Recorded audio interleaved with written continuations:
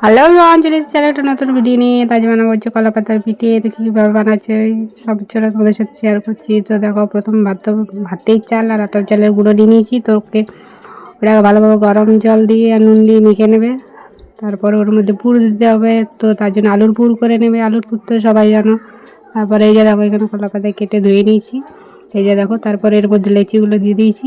এইভাবে এরকম চেপে চেপে করবে। এই যে দেখো কীভাবে করছি। তার কে কে কলা পাতার পিঠা করে এইভাবে কালী পূজার দিন অবশ্যই কমেন্টে জানাবে। তো এই যে দেখো, তো এর মধ্যে এরপর পুরটা দিয়ে দেবো। তো চলো দেখতে থাকো কী করছি। এই যে এটা ভালোভাবে করবে, ফেটে ফেটে না যায়।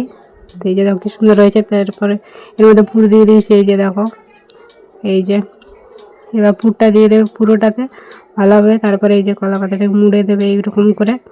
এই যে দেখো, তবে এই যে সব রেডি করা হয়ে গেছে।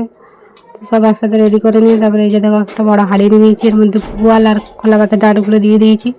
এরপর এর মধ্যে পিঠেগুলো দিয়ে দেবো। তারপর হালকা জল দিয়ে ঢাকা দিয়ে সিদ্ধ হতে দেবো। তো সিদ্ধ হয়ে গেলে রেডি আমাদের পিঠে। এই যে দেখো, তো কেমন লাগছে অবশ্যই জানাবে। দেখা হচ্ছে পরে ভিডিওতে। তো পাই।